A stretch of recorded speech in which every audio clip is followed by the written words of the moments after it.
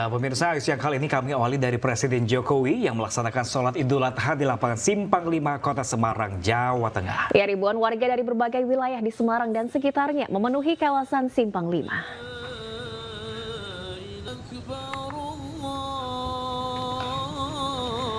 Presiden didampingi oleh sejumlah pejabat, mulai dari Menteri PUPR Basuki Hadi Mulyono dan sejumlah pejabat negara lainnya. Ketua Komisi Pemilihan Umum Hasyim Asyari bertindak sebagai khotib sholat Id. Ribuan jemaah dari berbagai wilayah di Semarang dan sekitarnya memenuhi kawasan Simpang 5. Usai sholat, Jokowi menyerahkan hewan kurban sapi berjenis limosin seberat 1,2 ton kepada pihak masjid. Rencananya hewan kurban tersebut akan disembelih pada esok pagi dan didistribusikan kepada 650 warga.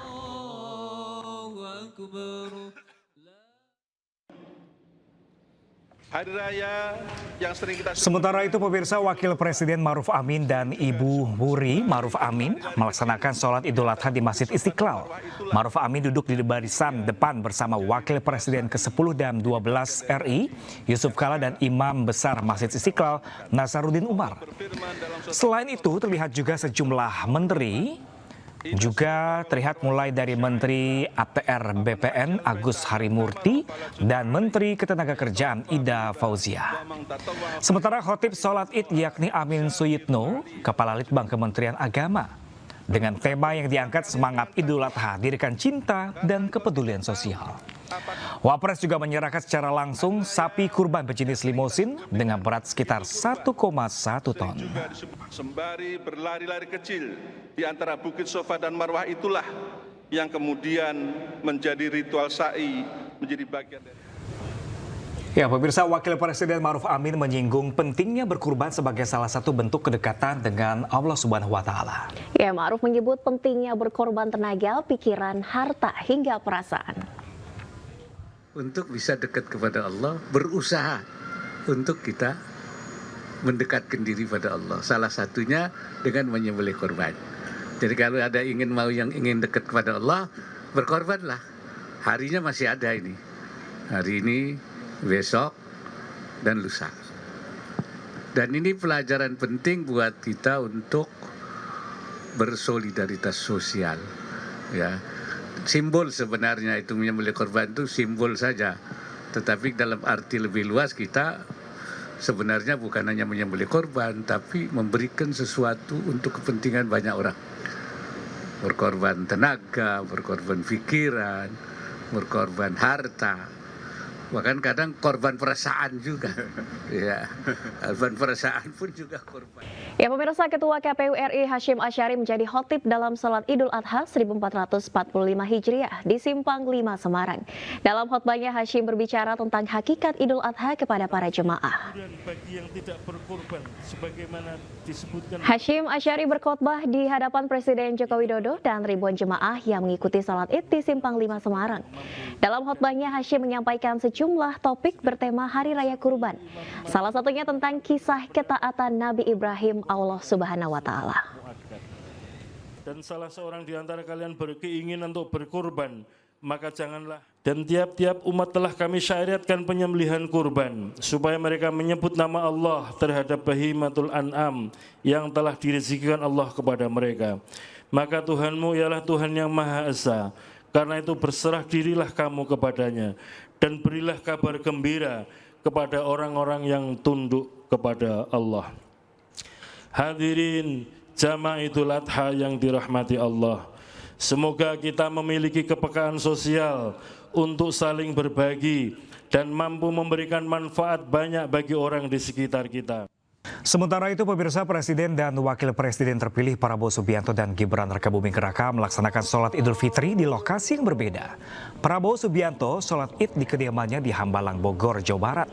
Sementara Gibran melaksanakan sholat Id di Masjid Baitul Hikmah, Balai Kota Surakarta, Jawa Tengah. Presiden terpilih Prabowo Subianto melaksanakan sholat Idul Adha 1445 Hijriah di kediamannya di Hambalang, Bogor, Jawa Barat. Di Hambalang, selain dihadiri oleh keluarga dan jajaran asisten pribadinya, warga sekitar juga ikut melaksanakan sholat Idul Adha di rumah Presiden terpilih sekaligus Menteri Pertahanan Republik Indonesia Prabowo Subianto. Selain sholat Idul Adha, Prabowo juga membagikan 38 ekor sapi kepada warga sekitar Hambalang. Tidak hanya itu, Prabowo juga menyerahkan hewan kurban berupa 1 ekor sapi lemusin seberat 1,2 ton ke Masjid Istiqlal, Jakarta. Total ada 145 ekor sapi dibagikan Prabowo ke seluruh wilayah Indonesia.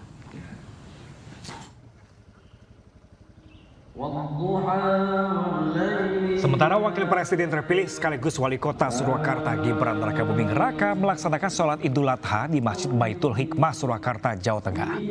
Sholat Idul Adha dipimpin oleh Kiai Haji Muhammad Mohtarom, di mana sholat Id dilaksanakan pada pukul 6:20 pagi. Dalam sholat Idul Adha hari ini, Gibran ditemani dengan istrinya Selvi Ananda beserta kedua anaknya Jan Etes dan juga Lalembah Manah. Selain Gibran, Timnas U16 juga melaksanakan sholat Idul Adha di Masjid Baitul Hikmah.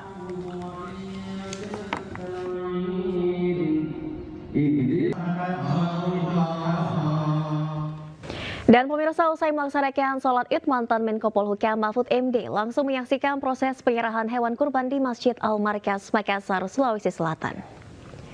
Mahfud yang sebelumnya bertindak sebagai khotib sholat Idul Adha juga menyempatkan diri untuk bersilaturahmi dengan jemaah.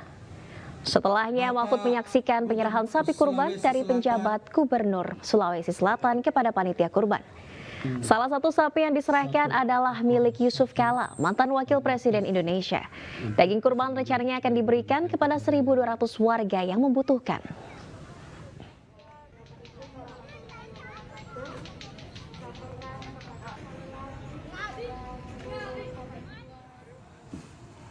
Sementara itu pemirsa, mantan Gubernur DKI Jakarta Anies Baswedan melaksanakan sholat Idul Adha di dekat rumahnya di Masjid Babul Khairat, Lebak Bulus, Jakarta Selatan.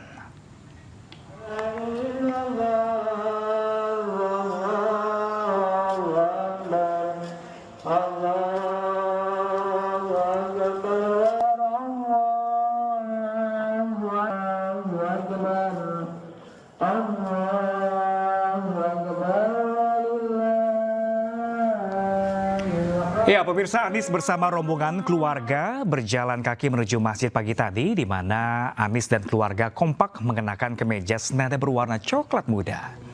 Sebelum sholat, Anies sempat mengantarkan ibunda menuju tempat jemaah wanita. Rencananya pemirsa, Anies dan keluarga juga melakukan prosesi kurban di masjid yang sama.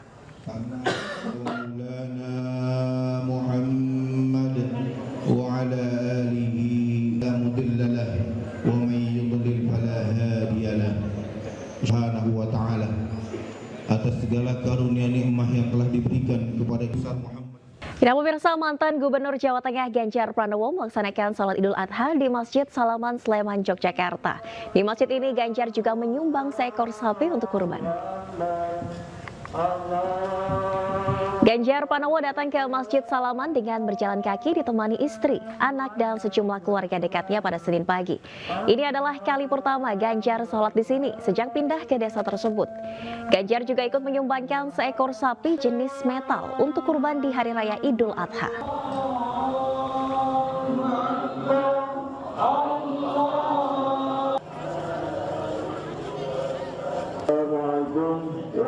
Jelang Piala AFF, Timnas U16 Indonesia berikan sapi kurban di Solo diterima oleh Wakil Presiden terpilih sekaligus Wali Kota Gibran Rakabuming Raka. Piala AFF U16 yang akan diikuti Garuda Muda rencananya akan digelar di Solo.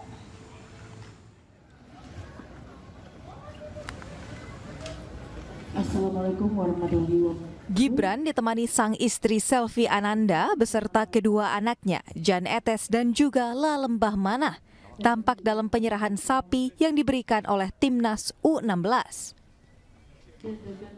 Kurban berupa 1 ekor sapi ini diserah terimakan secara simbolis oleh manajer Timnas U16 Muhammad Zaki kepada Wali Kota Solo Gibran Rakabuming Raka.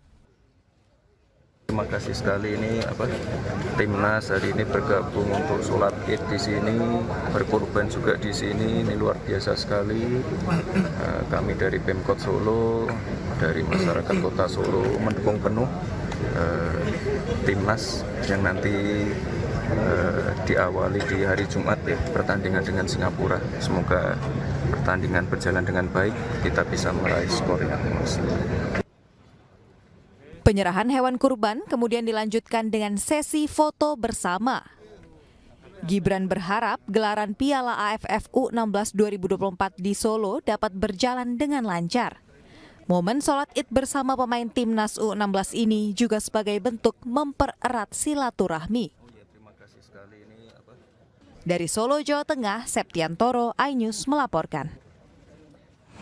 Ya, pemirsa, penyembelihan hewan kurban dilaksanakan di Masjid Gede Kauman, Yogyakarta. Terdapat 11 sapi dan 21 kambing, salah satunya sapi kurban milik Sri Sultan Hamengkubuwono ke-10. Masyarakat Yogyakarta menyaksikan penyembelihan hewan kurban di area dalam Masjid Gede Kauman, Yogyakarta sebanyak 11 sapi dan 21 kambing yang akan disembelih hari ini. Salah satunya sapi milik Gubernur DIY Sri Sultan Hamengkubuwono X. Sapi kurban milik Sultan berjenis bengal dengan berat hampir 1 ton.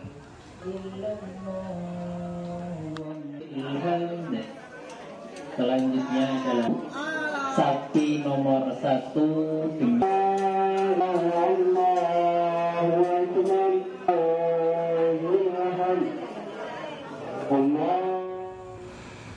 Dan pemirsa, untuk informasi terkini terkait pemotongan hewan kurban, pemirsa, kita sudah terhubung dengan rekan kami Anissa Rizkia langsung dari Masjid Gede Kauman, Yogyakarta, dan ada rekan kami Rahmat Ilyasyan juga berada di Masjid Al-Akbar, Surabaya, Jawa Timur.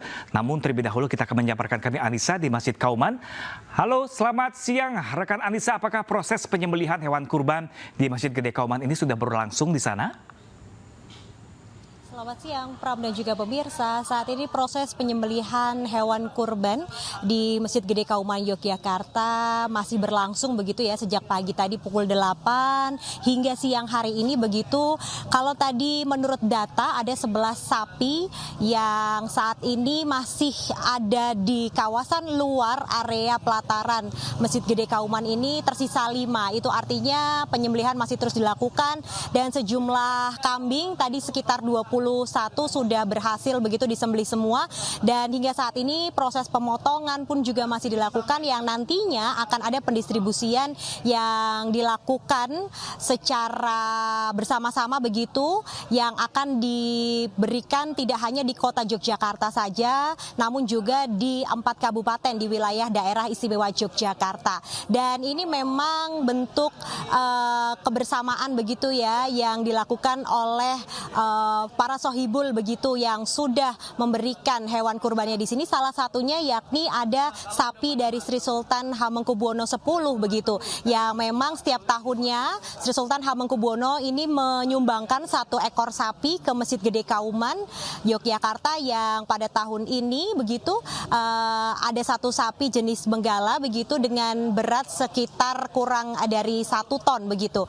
Dan yang menariknya nih, di belakang saya ini juga ada salah satu fasilitas yang diberikan oleh Masjid Gede Kauman, yakni ada gerakan masak daging kurban secara gratis. Jadi bagi masyarakat yang kurang mampu untuk bisa menikmati hewan kurban yang diberikan, nantinya bisa langsung memasak daging kurbannya secara gratis di sini. Ada pilihan menu yang bisa dipilih begitu ya, mulai dari dimasak gulai, kemudian ada kalio daging, rica-rica, tongseng, serta sate goreng. Ini sungguh menarik begitu dibandingkan dengan masjid-masjid lain begitu, cukup berbeda, yang mana nantinya masyarakat cukup memberikan daging yang didapat dari masjid manapun begitu, tidak hanya dari Masjid Gede Kauman Yogyakarta namun juga bisa dari masjid yang lain kemudian dibawa ke sini dan bisa langsung dimasak secara gratis tentunya dengan tim yang sudah bersiaga sejak pagi tadi. Nah, Pram, selain itu juga memang pendistribusian pun juga akan dilakukan pada hari ini, mengingat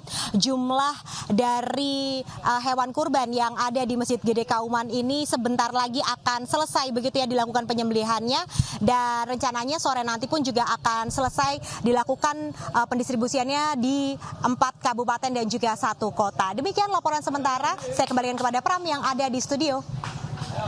Oke, Anissa, di belakang Anda ini ada stand yang sangat menarik dan tadi Anda bilang inovasi yang sangat baru dan menarik sekali. Ini jadi bagaimana prosesnya nanti ketika para penerima daging kurban ini bisa dimasakkan langsung kan di sana? Ya, betul sekali Pram. Yang menariknya ini memang prosesnya yang pertama kita akan mengantri terlebih dahulu begitu ya bagi masyarakat yang nantinya sudah mendapatkan hewan kurban. Mas, permisi, saya boleh berbincang sebentar dengan Mas siapa ini? Saya Jawel, Pak. Mas Jawel ini merupakan penanggung jawab dari gerakan masak daging kurban. Nah, ini untuk prosedurnya seperti apa sih Mas? Bisa disampaikan kepada pemirsa iNews? Oke, jadi prosedurnya yang penting di sini ada daging kurban yang dia bawa ya. Itu paling penting karena di sini kita hanya memasakkan saja. Jadi kita memasakkan orang-orang yang datang yang dapat daging kurbannya. Tapi kita punya syarat sebenarnya Mbak, kurang mampu. Itu menjadi syarat utamanya agar apa? Jadi kurban yang diterima itu utuh dapat. Jadi karena kadang ya kita tidak sadari kita udah dapat daging kurban, ternyata buat orang-orang yang kurang mampu itu menjadi beban karena nggak bisa masak dan segala macam. Makanya itu kita di sini mereka bawa dagingnya, mereka datang melakukan pendaftaran, mereka pilih menu yang kita tawarkan, ada 5 menu biasanya. Cuman untuk satu orang kita hanya maksimal 2 menu. Kemudian setelah dia dapat nomor antrian, dia boleh duduk, dia boleh keliling-keliling. Kemudian teman-teman semuanya beredar masakan itu. Sampai nanti kita akan panggil kalau masakannya sudah matang. Biasanya prosesnya menghabiskan waktu berapa menit sih Mas biasa? Tergantung, setiap masakan punya waktu tersendiri, tapi kurang lebih ya maksimal 30 menit lah, itu paling lama. Karena biar empuk banget gitu. Oke, baik. Dan ini gratis ya, tanpa dipungut biaya ya? Gratis 100% gratis. Terima kasih Mas Jawel atas waktunya. Dan itu tadi pemirsa, cukup membawa daging kurbannya ke area pelataran Masjid Gede Kauman Yogyakarta dan nantinya akan langsung dipersilahkan untuk memilih 2 menu saja di antara ada 5 menu masakan yang ada di sini. Demikian laporan dari Masjid Gede Kauman, saya kembalikan kepada Pram yang ada di studio. Baik, dari Jogja bersama Anissa tadi pemirsa. Selanjutnya kita akan ke Rahmat Ilyasan langsung dari Surabaya, Jawa Timur. Halo, selamat siang rekan Rahmat. Bagaimanakah suasana pemotongan hewan kurban siang ini di sana?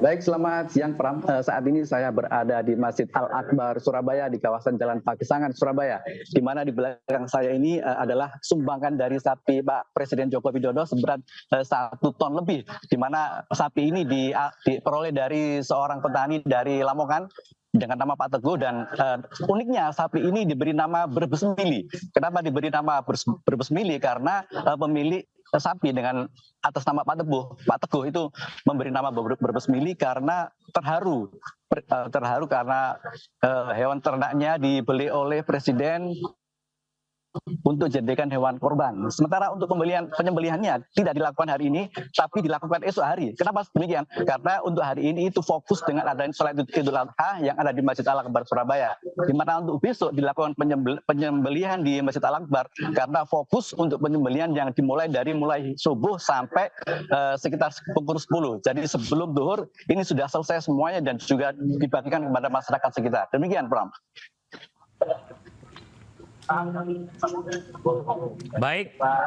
Baik, terima kasih banyak rekan Rahmat Ilyasan langsung dari Surabaya, Jawa Timur. Tadi sebelum sudah ada rekan kami Anissa Rizky langsung dari Yogyakarta. Terima kasih dan selamat bertugas kembali rekan-rekan.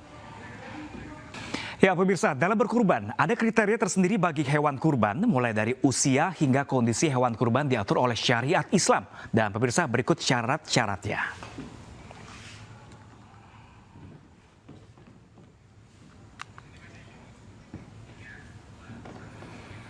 Ya pemirsa, hewan kurban harus memiliki cukup umur, di mana unta misalnya berumur minimal 5 tahun, sapi 2 tahun, kambing 1 tahun, dan domba paling minimal adalah usia 6 bulan pemirsa.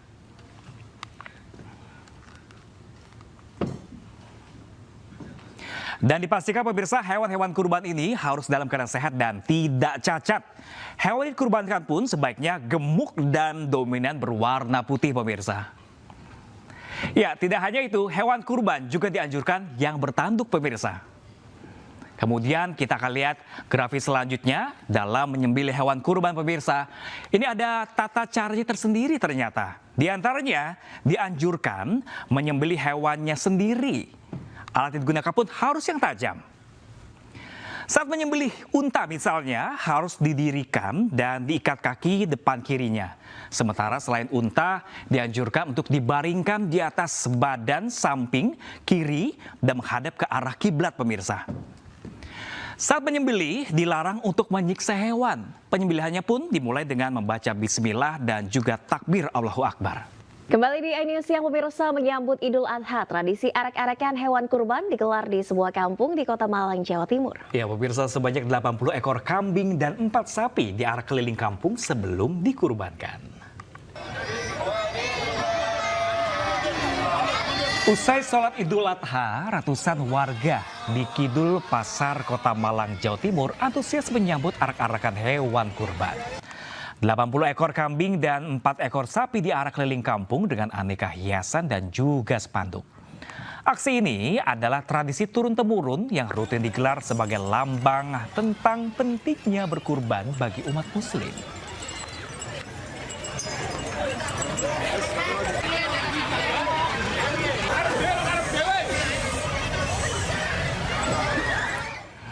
Ya pemirsa, kami tidak hanya berdua tapi juga bertiga pemirsa, dan untuk membahasnya bagaimana memaknai perayaan Idul Adha, kita akan berbincang langsung dengan Ustadz Zaki Mirza yang sudah terhubung bersama iNews Siang hari ini pemirsa. Assalamualaikum Pak Ustadz Zaki. Assalamualaikum warahmatullahi wabarakatuh Pak Ustadz. Ya, waalaikumsalam warahmatullahi wabarakatuh. Gimana, sehat Bang ya? Alhamdulillah sehat. Alhamdulillah kita sehat Pak Ustadz. Pak Ustadz, tadi kita sudah melihat sebelumnya di Kota Malang ini ada arak-arakan di Hari Raya Idul Adha. Sebetulnya bagaimana Pak Ustadz masyarakat ini memaknai dan menyambut gembira hari besar ini? Ya, bismillahirrahmanirrahim. Assalamualaikum warahmatullahi wabarakatuh. Alhamdulillah, assalatu wassalamu ala rasulillah, amma ba'd. Wa qala Allah azza wa jalla fi kitabihil aziz. A'udzubillahi minasyaitonir rajim. Bismillahirrahmanirrahim. Inna a'tainakal kautsar fasholli lirabbika wanhar inna syani'aka huwal abtar. Baik. Setiap negara, setiap tradisi, setiap budaya punya cara yang tidak sama dalam menyambut meriahnya Idul Adha. Bahkan waktu saya kuliah di Al-Azhar, Kairo, Mesir, lebih semarak Idul Adha daripada Idul Fitri. Bagaimana justru di sana masyarakat Mesir itu berbondong-bondong mudik ketika Idul Adha. Mungkin karena banyak pemotongan hewan ya, jadi mereka berbahagia dan lain sebagainya. Tapi justru di kita dengan tradisi yang berbeda, justru lebih semarak mudik itu ketika Idul Adha. Nah, apapun itu, tapi yang pasti seperti ayat yang saya sampaikan tadi, ini ayat yang ada 3 ayat dalam satu surat yang kita sudah hafal sebenarnya ya dari kecil. Inna a'tainakal kautsar. Allah itu sudah memberikan nikmat yang begitu banyak. Nah, makanya fasholli lirabbika wanhar. Dirikanlah sholat tapi jangan lupa sempurnakan sholatmu itu dengan berkurban. Inna syani'aka huwal abtar. Karena salah satu manfaat dari berkurban itu adalah untuk memutuskan orang-orang yang benci dengan kita. Nah, artinya gimana Ustadz? Kenapa? Nah, artinya gini, banyak orang yang benci dengan kita kan ada respon, ada stimulus ya. Stimulus itu adalah sikap orang lain ke kita, semuanya tergantung bagaimana respon kita.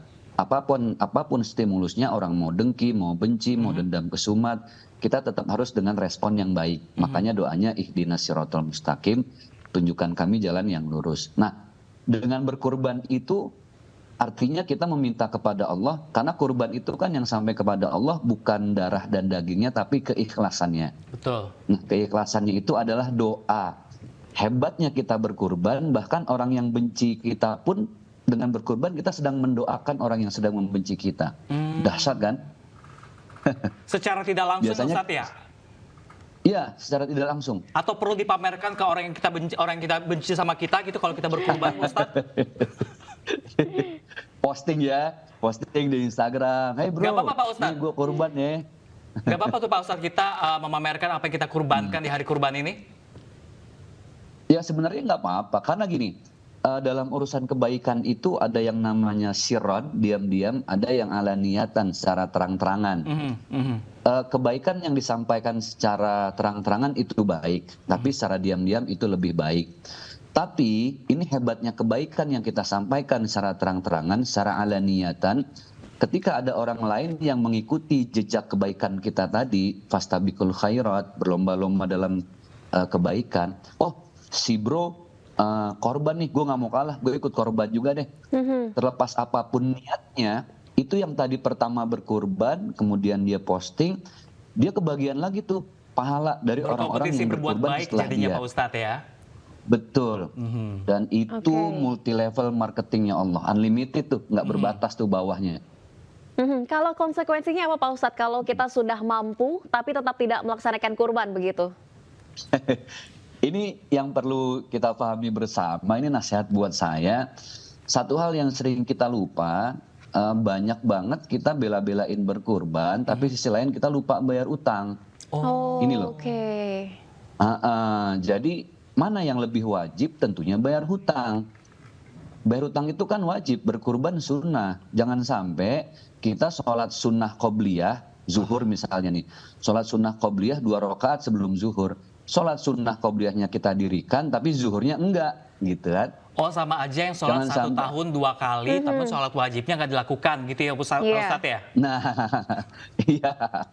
Betul. Artinya Allah juga tidak mau membebani kita kalau kita masih ada kewajiban, punya hutang begitu ya Pak Ustadz ya. Ini tidak harus berkurban juga ya? Iya, karena ketika bahkan kita udah punya uang nih misalnya 3 juta, terus mau berkurban, itu kalau bisa tadinya buat kita bayar utang, tanya dulu sama yang utangin kita. Kira-kira ikhlas nggak nih kalau saya mau bayar utang tapi saya kurban dulu, saya pending. Sampai sebegitunya gitu. Jadi jangan sampai memaksakan diri cuma gara-gara gengsi, branding gitu ya. Kesannya nanti kalau nggak berkurban dinilai orang miskin, orang duafa, nggak seperti itu niatnya gitu. Pak Ustadz, ini kan kemarin kita juga ada perbedaan Hari Raya Idul Adha di Arab Saudi dan juga di Indonesia, beda selisih sehari. Seperti apa ini perbedaan ini? Apakah akan berdampak atau sama-sama saja Pak Ustadz? Sebenarnya dalam urusan khilafiyah, perbedaan pendapat itu satu hal yang wajar ya. Jadi bukan satu hal yang sangat signifikan dan seolah-olah mutlak menjadi perbedaan yang saling mengharamkan, enggak. Justru baginda Rasulullah beliau bersabda, ikhtilafu ummati rahmatun. Perbedaan-perbedaan secara fikih, ibadah, penanggalan Idul Fitri atau Idul Adha, itu penuh hikmah yang kita harus tetap legowo, tetap berbesar hati, saling menghargai. Karena yang kurban itu kan esensinya adalah mendekatkan diri kepada Allah. Jangan sampai cuman gara-gara beda hari Idul Kurban, kita justru jadi menjauh karena tidak berakhlak, karena tidak menghargai. Berarti nggak dapat dong esensi kurbannya. Gitu Bang. Oke Pak Ustadz. Pak Ustadz, ini kan Idul Adha sudah berlangsung hari ini dan besok masih ada kesempatan untuk berkurban Pak Ustadz. Pak Ustadz, ini mungkin kalau saya pribadi Pak Ustadz ya, saya setahun ini banyak sekali belanja, beli baju, beli celana, itu kayaknya gampang banget. Cicilan banyak gampang banget. Cuman giliran untuk beli kurban aja untuk setahun sekali rasanya berat ya Pak Ustadz. Ini kasih pengertiannya gimana sih dong Pak Ustadz? Ini kisah nyata baru kejadian kemarin. Saya lagi mampir ke tempat teman saya, dia juragan kambing sama sapi ya. Sampai dia bilang begini, Ustadz tahun depan saya udah banyak ngobrol sama teman-teman yang ojek online. Mereka mau kok nabung 10.000 sehari selama setahun, supaya terasa ringan. Nah kalau perlu nanti kerjasama dengan aplikasi-aplikasi online, dipotongnya harian gitu loh, bulanan pun boleh. Karena kadang kita kalau udah ada uangnya, akhirnya lupa. Kepake buat yang lain ya, sedekah Pak itu Ustadz. harus kadang betul. Entah buat beli token listrik lah, kan gitu ya. Tiba-tiba istri mau beli skincare, nah kan jadi kepake uangnya kan. Jadi yang dibutuhkan adalah niat ya Pak Ustadz ya. Betul. Oke baik Pak Ustadz, tapi ini kan kita bisa merayakan Idul Adha dengan bahagia di Indonesia mungkin, dengan damai, dengan masih berkumpul bersama keluarga. Tapi di Gaza Pak Ustadz, ini kan suasana Idul Adhanya jauh berbeda, mereka diselimuti kelaparan, tidak bisa menikmati daging kurban. Bagaimana mereka bisa kemudian memaknai Idul Adha di tengah kesengsaraan ini Pak Ustadz? Hewan itu berkurban dengan dia ikhlas disembelih oleh kita. Itu sudah qadarullah, udah sunatullah ya. Yakinlah setiap tetes mata kambing, sapi itu yang menjadi berkah untuk seekor kambing atau sapi atau hewan manapun yang disembelih, itu kurbannya mereka, berkurban, mengorbankan diri untuk disembelih. Ada yang tanya, Ustadz, kenapa sih kalau kurban itu kebanyakan jantan dan harus jantan? Saya bercandain begini, aduh kalau betina tuh susah, jangankan untuk berkurban, mengalah aja nggak mau kadang gitu. Itulah kenapa dipilihnya jantan gitu ya. Fase puncak haji 2024 di Arafah dan Musdalifah sudah usai. Aktivitas jemaah haji pun sempat terpusat di kawasan Mina untuk mabit atau menginap, di mana mabit jadi salah satu rangkaian panjang kegiatan ibadah haji yang diartikan dengan beristirahat.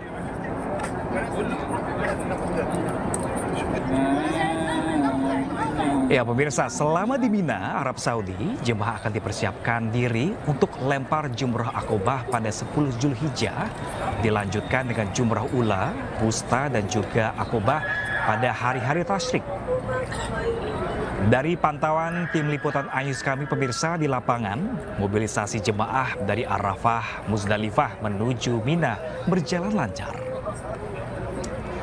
Memasuki fase Mina dinilai lebih berat dibandingkan Arafah dan Musdalifah sebab jemaah akan tinggal lebih lama di tenda Mina. Selain itu, jika di Arafah dan Musdalifah, jemaah relatif hanya berdiam, adapun di Mina ada aktivitas lontar jumroh. Diimbau kepada para jemaah untuk tidak memaksakan diri melontar jumroh. Petugas juga siap siaga membantu para jemaah, termasuk secara cuma-cuma siap membadalkan lontar jumroh, khususnya bagi para lansia.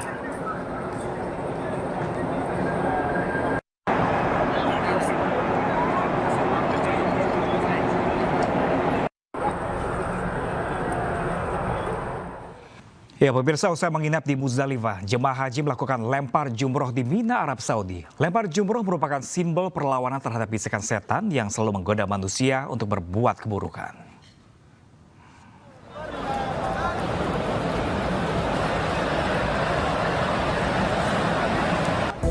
Usai wukuf di Arafah dan menginap di Musdalifah, jemaah haji melakukan lempar jumroh di Jamarat Mina, Arab Saudi.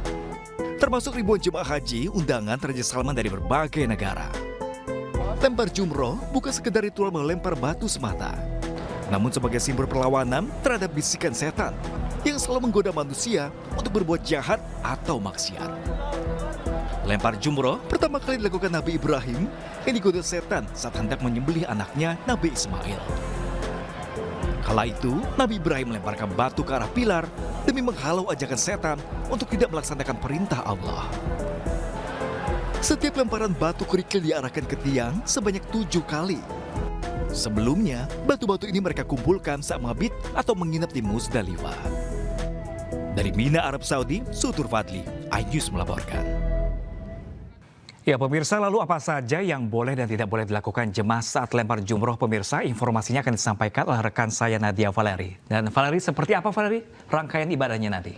Baik, terima kasih Pram dan juga pemirsa. Usai wukuf di Arafah, ibadah haji dilanjutkan dengan pelemparan jumroh. Pelemparan jumroh memiliki waktu dan aturannya sendiri. Berikut tata cara pelaksanaan lempar jumroh. Ya pemirsa, lempar jumroh adalah kegiatan melempar batu kerikil. Kegiatan ini merupakan simbol kemenangan manusia melawan godaan iblis. Lempar jumroh dilaksanakan usai wukuf di Arafah dan mabit di Musdalifah, yaitu pada tanggal 10 hingga 13 Zulhijjah. Lempar jumroh dilakukan di jembatan jumroh Mina. Dan pemirsa, kerikil yang digunakan berukuran kecil atau sebesar biji kacang. Dan kerikil ini sebaiknya diambil di Musdalifah. Total jumlah kerikil yang digunakan sekitar 49 hingga 70 butir. Nantinya pemirsa, kerikil ini akan dilemparkan ke 3 titik dengan jumlah masing-masing 7 kerikil. Kerikil dilempar satu persatu sambil mengucapkan lafal Allahu Akbar.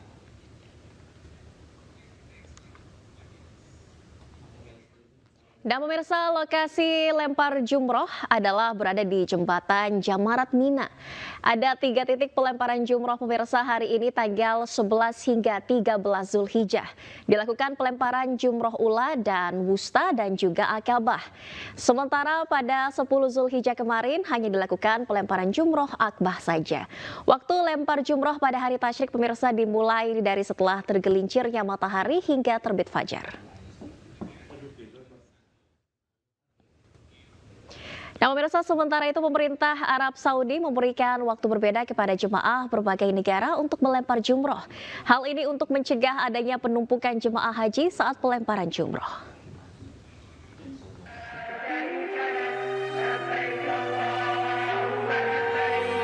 Demi keselamatan dan kemaslahatan jemaah haji Indonesia, Kementerian Agama mengatur jadwal lempar jamrah di Mina.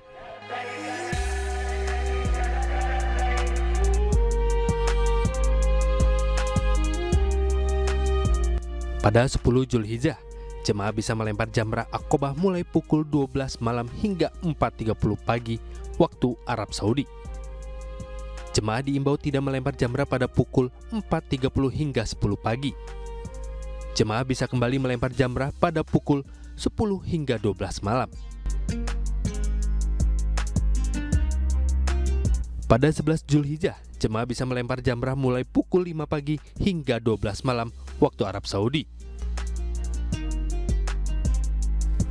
Pada 12 Zulhijjah, jemaah bisa melempar jamrah mulai pukul 12 malam hingga 10.30 pagi waktu Arab Saudi. Kemudian pukul 2 siang hingga 12 malam. Pada 13 Zulhijjah, jemaah bisa melempar jamrah mulai pukul 12 malam hingga 5 sore waktu Arab Saudi.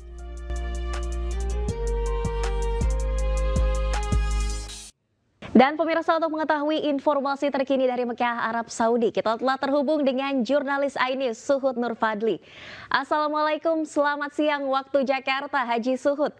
Bagaimana jalannya lempar jumroh Aqabah di Mina pada hari ini? Silakan. Ya, selamat pagi waktu Makkah, Valeri. Dapat saya laporkan langsung dari kawasan Sisyah Makkah, tepatnya di akses masuk terowongan Mina. Saat ini jamaah haji Indonesia masih ramai berbondong-bondong menuju ke Mina atau Jamarot untuk melakukan lontar jumroh. Adapun demi keselamatan dan juga ketertiban jamaah haji Indonesia saat melontar jumroh diimbau untuk memenuhi atau mematuhi waktu-waktu yang sudah ditentukan oleh pihak Kementerian Agama berdasarkan edaran yang disampaikan oleh pemerintah Kerajaan Arab Saudi. Hal ini dikarenakan jika pagi hari sampai dengan siang menjelang, rata jamaah yang melakukan lontar jumroh adalah jamaah dari negara-negara Afrika dan Eropa yang secara postur memiliki bentuk badan lebih besar dan juga lebih tinggi daripada jemaah Indonesia, sehingga dikhawatirkan jemaah Indonesia akan berdesak-desakan dan juga terhimpit saat melakukan lontar jumroh. Valeri. Selain itu juga dapat saya laporkan bahwasanya bagi jemaah Indonesia sebelum melakukan lontar jumroh di hari tasyrik, biasanya pada malam hari akan melakukan mabit terlebih dahulu atau bermalam di Mina, di mana jemaah Indonesia saat mabit bisa berzikir dan berdoa pada Allah Subhanahu wa taala, tapi tetap diimbau untuk selalu membawa perbekalan yang cukup, baik itu berupa makanan maupun juga multivitamin dan obat-obatan serta alas duduk atau tikar, Valeri. Dan bagi jemaah Indonesia yang sudah melaksanakan jumroh, nantinya akan dilanjutkan dengan melaksanakan tawaf ifadah yang diakhiri dengan tawaf wada sebelum nantinya akan meninggalkan kota Mekah untuk menuju ke tanah air bagi jemaah haji Indonesia gelombang pertama yang dijadwalkan mulai berangkat pada 22 Juni hingga 3 Juli mendatang. Adapun bagi jemaah haji Indonesia gelombang kedua yang mendarat di Jeddah lalu melakukan perjalanan ke Mekah, nantinya mulai dari 26 Juni hingga 13 Juli akan diberangkatkan ke kota Madinah Al-Munawwarah untuk menjalani ziarah ke makam baginda Nabi Allah Muhammad SAW. Valeri. Baik, terima kasih atas laporannya Suhud Nur Fadli dari Mekah, Arab Saudi. Selamat melanjutkan kembali ibadah haji, selamat bertugas kembali, jaga kesehatan Suhud. Pemirsa, perayaan Idul Adha di jalur Gaza ditandai dengan sholat Id warga Palestina di atas reruntuhan masjid. Ya, sementara serangan Israel menjadikan kota-kota hancur dan ratusan ribu warga kini jadi pengungsi di negerinya sendiri.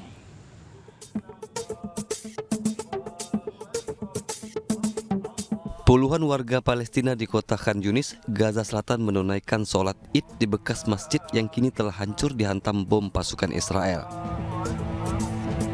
Kaum pria dan anak-anak laki-laki menggelar sajadah mereka dan melaksanakan salat di dekat tumpukan puing di lahan kosong.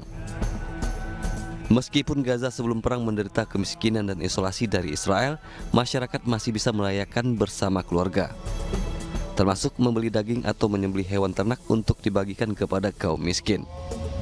Sementara di kota Dar al-Balah, Gaza Tengah, warga Palestina salat di halaman sekolah.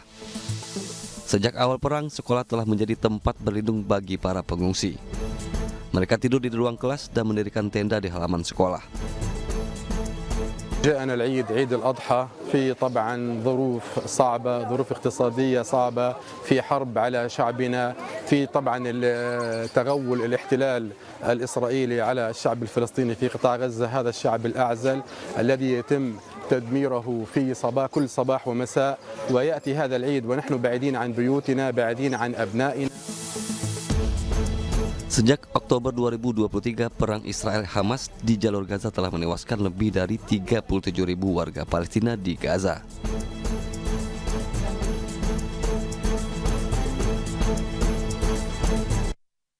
Sore.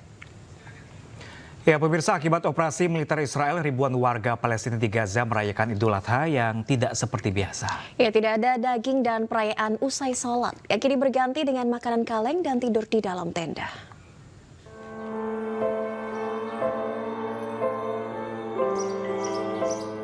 Idul Adha di jalur Gaza tahun ini dirayakan dalam suasana duka cita.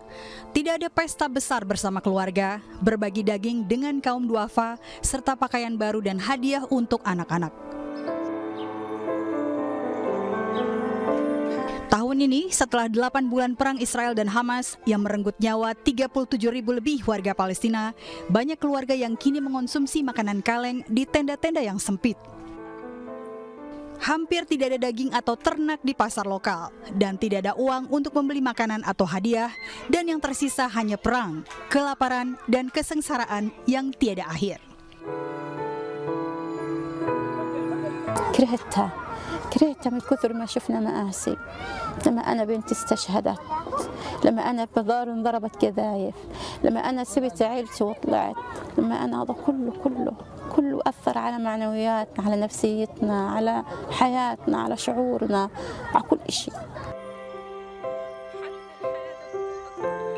Nadia Hamuda terpaksa mengungsi dari Gaza Utara beberapa bulan lalu dan tinggal di tenda di pusat kota Dar al-Balah di Gaza Tengah. Umat Muslim di seluruh dunia akan merayakan Idul Adha, Hari Raya Kurban, untuk mengenang keikhlasan Nabi Ibrahim saat mengorbankan putranya Ismail, seperti yang diceritakan dalam Al-Quran. Dalam tradisi Yahudi dan Kristen, Abraham dipanggil untuk mengorbankan putranya yang lain, yaitu Ishak. اقترب موعد عيد الأضحى وهذا يعني من الأعياد اللي احنا بنحتفل فيها سنويا، ففي الفترة الحالية المفترض تكون كل المزارع ملأة بالعجول وبالأغنام وبالخراف، ولكن للأسف زي ما انتم شايفين كل المزارع فارغة واللي بقطنها هم النازحين. Kini sebagian besar wilayah Gaza hancur. Mayoritas penduduk Gaza Palestina yang berjumlah 2,3 juta orang telah meninggalkan rumah-rumah mereka.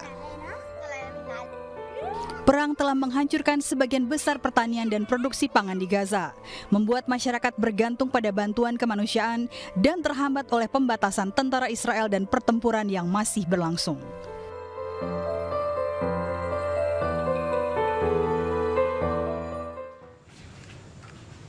Dan pemirsa, untuk mengetahui suasana terkini di pengungsian warga Palestina, sudah ada salah satu relawan asal Indonesia, Milky Rijal Asyari, yang saat ini berada di kamp pengungsi Palestina di perbatasan Yordania. Halo, Assalamualaikum warahmatullahi wabarakatuh. Selamat siang waktu Indonesia, Mas Milky. Waalaikumsalam warahmatullahi wabarakatuh. Oke, bagaimana kabarnya Mas Milky di sana, Mas Milky? Alhamdulillah baik semuanya, Mas Pram dan Mbak Nadia. Ya, Mas Milky, 2 hari ini, kemarin dan hari ini perayaan Idul Adha telah berlangsung di seluruh dunia. Lalu bagaimana dengan kondisi perayaan Idul Adha di Gaza? Baik, dapat kami laporkan bahwa alhamdulillah Idul Adha kami di perbatasan Yordania dengan Palestina berlangsung aman, terkendali. Warga sangat antusias menyambut datangnya Hari Raya Idul Adha. Hal ini dibuktikan dengan ramainya pasar-pasar yang dipadati pengunjung, baik warga Yordania maupun Palestina. Walaupun demikian, terutama bagi warga Gaza khususnya, memang perayaan Hari Raya Idul Adha yang merupakan sebenarnya hari raya besar bagi mereka dibandingkan Hari Raya Idul Fitri, harus diselimuti dengan kesedihan karena memang kehilangan sanak saudara mereka. Sehingga hal ini justru mengurangi sedikit dari rasa kehikmatan Hari Raya Idul Adha di sebelum-sebelumnya. Demikian. Oke, Mas Milky, bagaimana proses distribusi makanan di sana di Hari Raya? Apakah ada hambatan? Alhamdulillah, pada dasarnya ketika kami mendistribusikan bantuan, kami selalu bekerjasama dengan mitra lokal. Hal ini tentu dilakukan agar kemudian menghindari hal-hal yang tidak diinginkan, baik berupa bentrok ataupun rebutan makanan. Walaupun memang ada hambatan-hambatan yang cukup signifikan, diantaranya adalah jumlah bantuan yang memang tentu lebih sedikit dibandingkan para pengungsi, baik warga Gaza ataupun warga Palestina lainnya yang memang sangat-sangat membutuhkan. Yang kedua juga lokasi tersebarnya para pengungsi yang memang justru sangat berjauhan, hal ini menjadi hambatan dalam mobilisasi bantuan. Yang ketiga selanjutnya ada bahwa seperti diketahui saat ini lonjakan harga barang-barang pokok yang menjadi bantuan ini menjadi hambatan cukup berat, sehingga barang bantuan yang mestinya dapat secara kuantitas mestinya banyak, karena dengan harga yang cukup melonjak akhirnya memang justru mesti didapatkan dengan sedikit. Demikian. Oke, Mas Milky ini berada di kamp pengungsian di wilayah atau perbatasan Palestina. Bagaimana kondisinya saat ini, Mas Milky, di sana? Alhamdulillah, memang seperti diketahui bahwa Hari Raya Idul Adha dari mulai kemarin kami sudah lakukan, kami warga Indonesia yang memang berada di perbatasan Palestina Yordania berusaha untuk mencoba membantu mereka melalui bantuan-bantuan pangan ataupun bantuan berupa hewan kurban. Yang alhamdulillah justru Indonesia termasuk salah satu yang konsisten untuk terus memberikan bantuan berupa hewan kurban. Yang alhamdulillah kurang lebih mencapai 800 ekor, hal itu mencakup dengan hewan kambing, unta, serta sapi. Oke, total di sana ada berapa jumlah pengungsinya, Mas Milky? Di sini terdapat 13 pengungsi yang tersebar lebih di 5 provinsi, dan total menurut data BPS terakhir di 2019 mencapai 4,5 juta. Terlebih lagi di tanggal 7 Oktober terdapat penambahan yang cukup signifikan, sehingga hal ini tentu lebih dari 4,5 juta yang berada di pengungsian di perbatasan Yordania dan Palestina. Oke, Mas Milky, sejauh ini bagaimana dengan serangan-serangan brutal Israel hingga saat ini? Apakah masih terus terjadi di sana? Betul, seperti tersebar di berita-berita bahwa tentu tidak hentinya Israel terus menggempur Palestina, terutama di wilayah Gaza.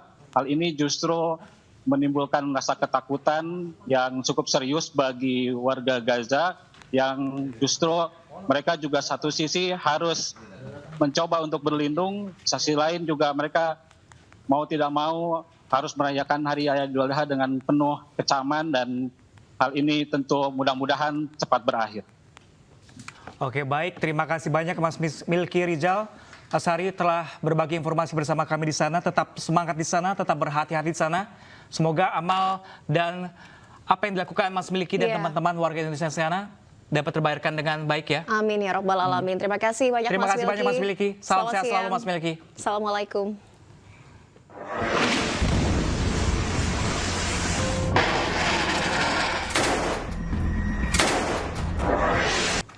Pemirsa, Idul Adha jatuh pada hari Minggu 16 Juni kemarin di Amerika Serikat. Ya, berbeda dengan Indonesia, pemirsa, penyembelihan hewan kurban tidak dilaksanakan di masjid. Dan berikut laporan dari tim VOA berikut ini.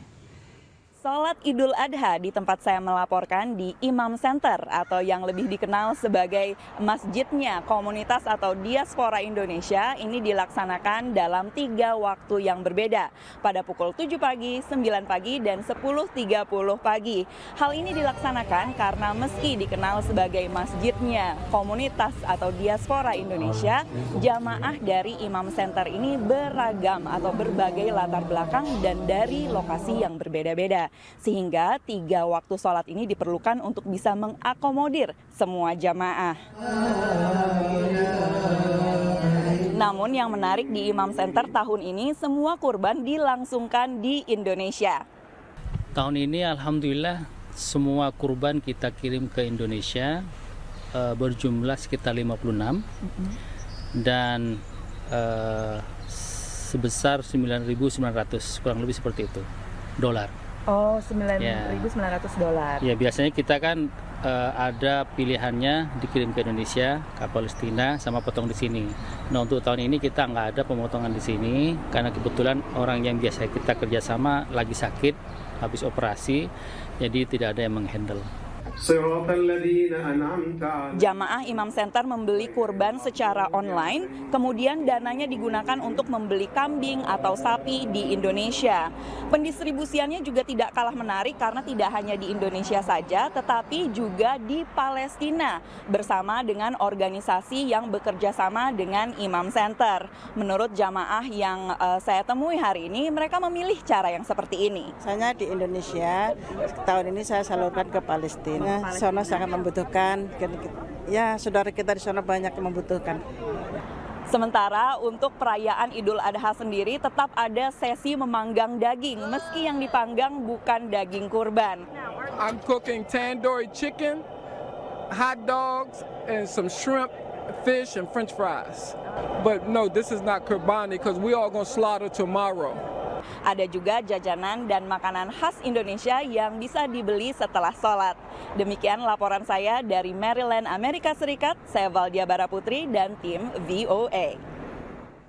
Kembali di iNews yang pemirsa, ratusan pemuda antusias mengikuti Makassar eSport Week Fest 2024 yang memperebutkan total hadiah 80 juta rupiah. Ya pemirsa, kegiatan ini menjadi wadah bagi gamers sekaligus menjaring bibit atlet eSport dari kota Makassar.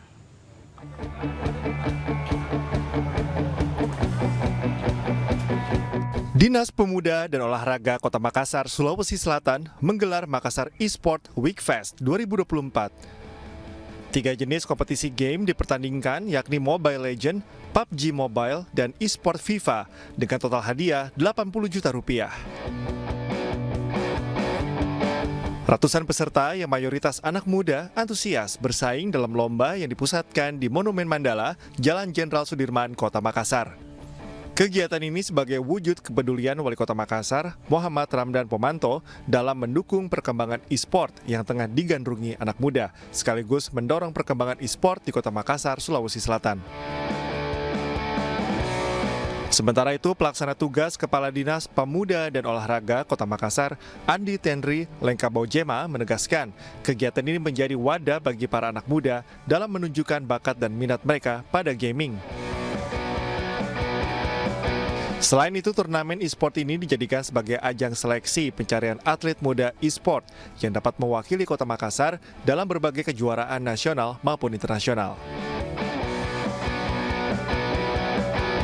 Kita memberikan ruang bagi anak-anak muda kita untuk selalu berpikir secara positif, berpikir langkah taktis, melewati permainan yang olahraga ini seperti itu. Selain diikuti para gamers, Makassar eSport Week Fest 2024 ini juga dimeriahkan dengan lomba cosplay, K-pop random dance, dan stand-up comedy yang menambah keseruan dan daya tarik untuk warga yang datang.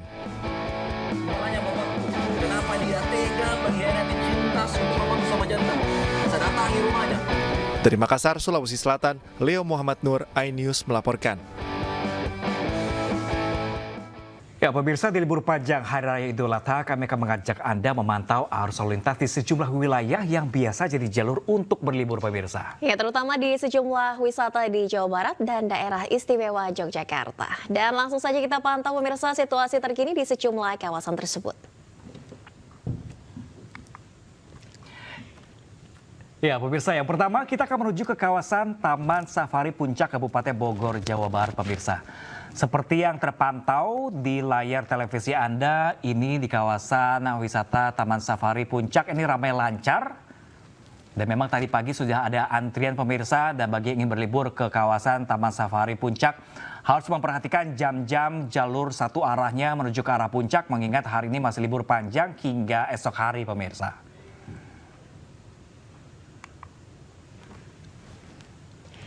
Ya, pemirsa, dari puncak kita menuju Jalan Cokro Aminoto Denpasar, Bali. Suasana lalu lintas di kawasan ini nampaknya saat ini terpantau lengang, di mana kendaraan bisa melaju dengan kecepatan normal dan tidak ada hambatan lalu lintas meskipun dalam situasi libur panjang akhir pekan dan juga perayaan Hari Raya Idul Adha.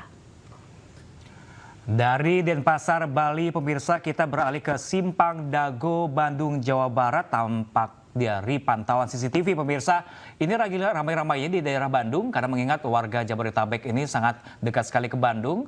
Dan meskipun ramai lancar, pemirsa, di sana tetap harus waspada dan berhati-hati dan melihat kondisi badan dan juga harus tidak mengantuk dan cek-cek lagi kendaraannya seperti apa. Jangan sampai ada lagi kejadian remblong seperti ini. Oke, dari Jawa Barat kita menuju ke kawasan wisata Malioboro, Yogyakarta, pemirsa. Lalu lintas di kawasan Malioboro pada siang hari ini juga terpantau lengang. Di sini kendaraan juga bisa melaju dengan kecepatan normal, tidak ada hambatan, dan di sini juga terlihat banyaknya pejalan kaki yang beraktivitas. Mereka berjalan di sekitar kawasan Malioboro dengan berjalan kaki. Namun kendaraan roda 2 maupun roda 4 tetap bisa beraktivitas seperti biasa dengan kecepatan normal. Oke, baik, pemirsa, itulah dia tadi beberapa titik pantau lalu lintas di libur panjang Idul Adha kali ini ya. Meskipun kita berlibur, kita menemani pemirsa di rumah ini. Iya, dan kita juga memantau langsung agar pemirsa bisa berlibur dengan tenang. Benar sekali. Ya, pemirsa, memasuki libur sekolah dan puncak musim haji, pemirsa. Objek wisata edukasi religi di Boyolali, Jawa Tengah ini dibanjiri pengunjung. Ya, selain berwisata, pengunjung juga belajar tata cara pelaksanaan haji dan umroh.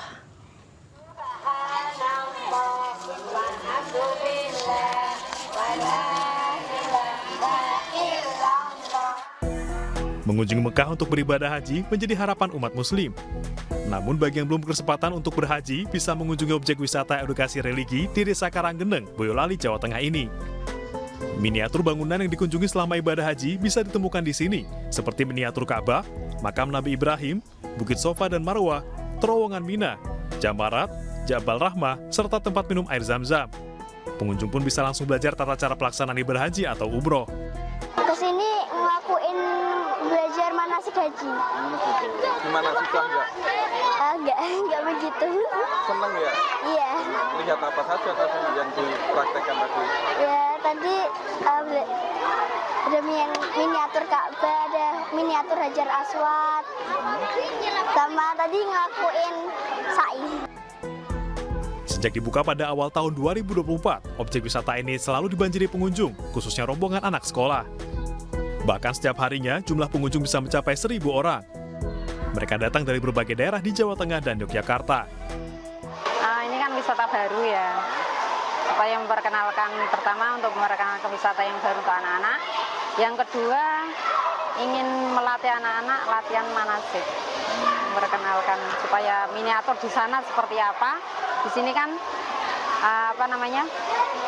bentuknya disamakan persis. Tiket masuk ke lokasi ini dibanderol seharga Rp20.000 untuk dewasa dan Rp10.000 untuk anak-anak atau pelajar. Sementara untuk jam buka mulai pukul 8 pagi sampai pukul 4 sore. Namun setiap hari Senin lokasi ini tutup karena digunakan petugas untuk kegiatan maintenance. Dari Boyolali, Jawa Tengah, Tata Rahmanta, iNews melaporkan. Terima kasih Anda masih di iNews Siang, pemirsa. Dalam rangka menyambut Hari Raya Idul Adha 1445 Hijriah, MNC Group melalui MNC Peduli menyalurkan hewan kurban kepada masyarakat di kawasan Jakarta Barat. Ya, pemirsa, hewan kurban disalurkan melalui instansi di tingkat kecamatan dan kelurahan.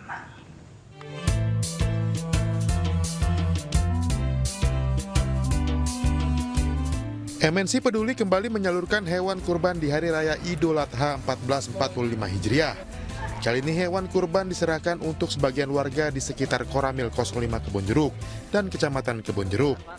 Penyalurannya hewan kurban dari MNC Peduli ini kita mungkin akan potong di satu titik di mana hasil pemotongan hewan kurban itu nanti dagingnya akan kita serahkan kepada warga melalui RT. Selain itu, hewan kurban juga diserahkan melalui Kodim 0503 Jakarta Barat dan akan disalurkan ke masyarakat Jakarta Barat. Kami akan salurkan kepada warga sekitar Kodim Jakarta Barat yang mestinya mendapatkan haknya, pasti kami akan salurkan. Seperti tahun-tahun yang lalu, tentunya ini didistribusikan kepada para pihak yang memang berhak untuk menerimanya, tidak hanya di lingkungan Kebon Siri ataupun di lingkungan Kebon Jeruk, tapi kita distribusikan ke berbagai daerah, termasuk yang ada di luar Pulau Jawa. Penyaluran hewan kurban ini menjadi komitmen MNC Group melalui MNC Peduli dalam berbagi kebaikan kepada sesama. Dari Jakarta, Hamzah Azwan Has, Sutrisno, iNews melaporkan. Pemirsa, Hari Raya Idul Adha membawa berkah bagi penjual peralatan sate seperti di Bojonegoro, Jawa Timur. Pedagang meraup keuntungan tidak hanya dari penjualan tusuk sate, tapi juga arang hingga kipas bambu.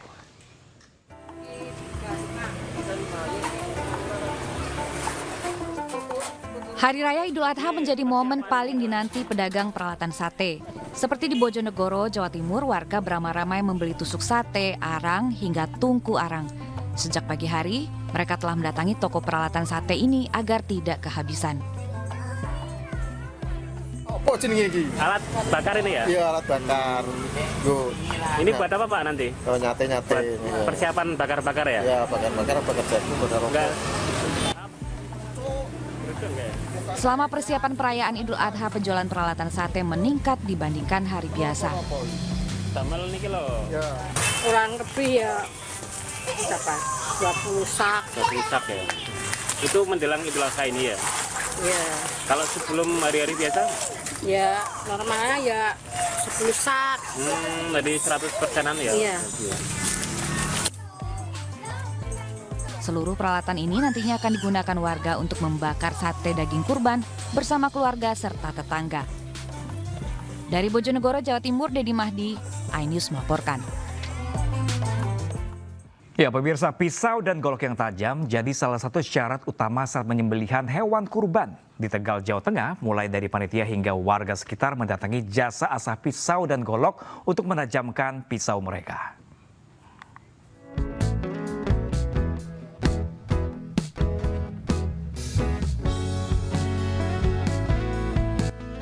Jasa asah dan servis pisau di Desa Karanganyar, Tegal, Jawa Tengah kebanjiran berkah Idul Adha.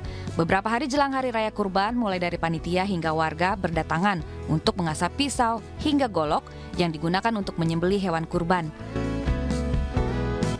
Pada tahun ini juru asah mendapat pesanan bahkan hingga 600 pisau dan golok. Tahun kemarin itu kita untuk servis dan asah itu sampai kurang lebih 400 bilah. Nah, untuk tahun ini kalau dari data itu lebih dari 600 bilah yang sudah kita asah dan ini masih ada yang belum selesai, masih banyak. Mudah-mudahan nanti sebelum Idul Adha bisa selesai semuanya. Punya masing-masing dan tim jagal, punya juru sembelih, ustadz, kiai yang mengasah di sini. Iya, biasanya memang untuk event-event tertentu khususnya penyembelihan, saya biasa untuk mengasah untuk menjaga ketajaman pisau sembelih.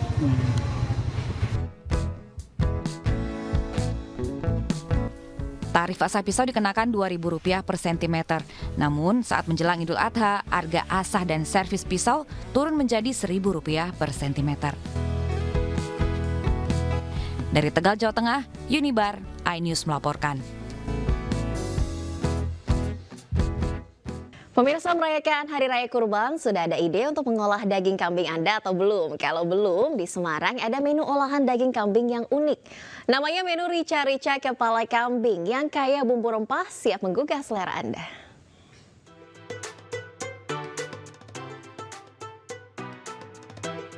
Warung makan Bentuman yang terletak di Desa Mangungsari, Gunung Pati, Semarang menyajikan aneka menu olahan daging kambing. Salah satu menu favorit adalah rica-rica kepala kambing. Kambing yang digunakan berusia 7 hingga 8 bulan agar dagingnya empuk. Cara memasaknya cukup mudah. Kepala kambing direbus selama 2 jam.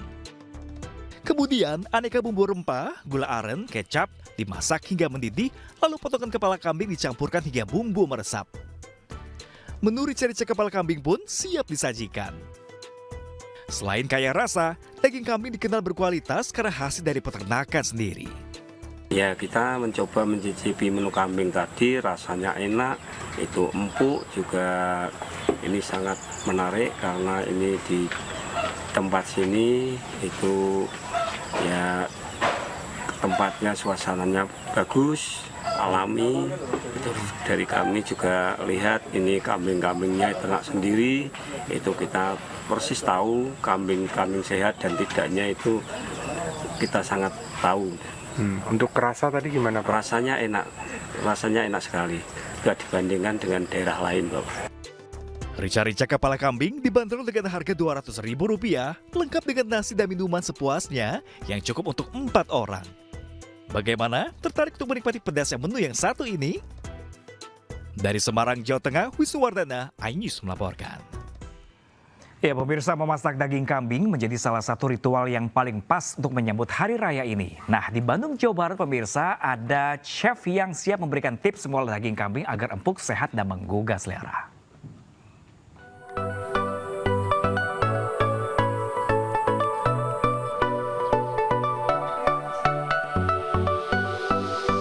Berkonsep tradisional dan internasional, juru masak di Kecamatan Cisarua, Kabupaten Bandung Barat, Jawa Barat, mengolah daging kurban menjadi kambing bakar burang-rang. Agar bercita rasa lezat, harum dan bertekstur lembut, siapkan sejumlah bahan, mulai dari daging kambing segar, bumbu rempah, dan Mexican oil yang jadi ciri khasnya. Kemudian, masukkan daging bersama aneka bawang ke dalam rebusan rempah seperti bunga lawang dan kapulaga selama 3 jam. Setelah direbus, daging dibakar 5 menit sambil diolesi Mexican oil secara merata. Agar nikmat, sajikan dengan beragam varian acar. Kambing bakar burang-rang pun siap disantap. Supaya menetralisir rasa kambingnya mungkin ya yang strong, kita juga dikasih pilihan acar. Ada 3 acar, ada acar Nusantara, tadi acar salsa, dan juga acar Marangi. Jadi untuk saya sendiri ini sesuai selera sih. Untuk rasanya itu enak sih, dagingnya juga nggak alot, juga ada rasa segarnya dari acar-acarnya seperti itu.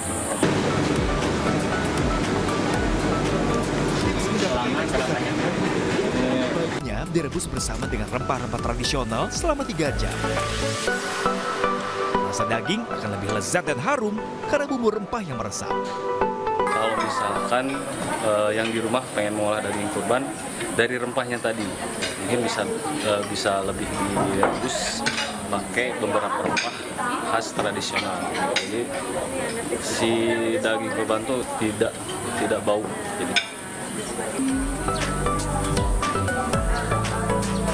Meski terasa nikmat, diimbau untuk tidak berlebihan mengonsumsi daging kambing untuk menghindari berbagai risiko kesehatan. Di Bandung Barat, Jawa Barat, Yono Wahyu.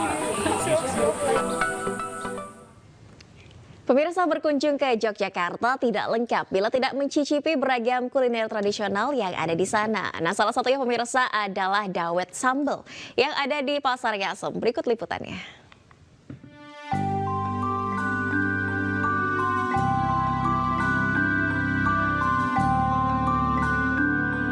Biasanya dawet dinikmati dengan es yang menyegarkan.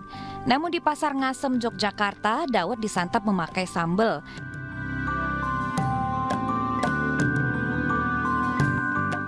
Dawet sambal dikenal sebagai kuliner tradisional dengan cita rasa unik. Dawet yang digunakan berbeda dengan yang biasa ditemukan pada minuman es dawet.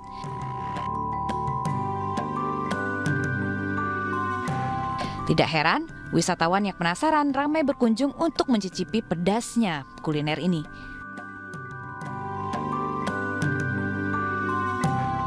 Rasanya di mulut seperti apa? Manis, gurih, pokoknya nano enak banget. Saya sampai beli tadi tak bawa pulang 6 cup untuk oleh-oleh nanti. Kenapa Bu sampai 6 untuk oleh-oleh? Biar apa? Enak, biar nanti belum pernah toh, nanti anak cucu biar itulah, biar ngerasain.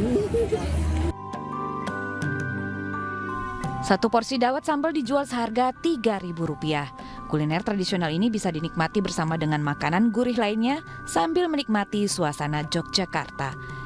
Dari Yogyakarta, Gali Wisma, iNews melaporkan.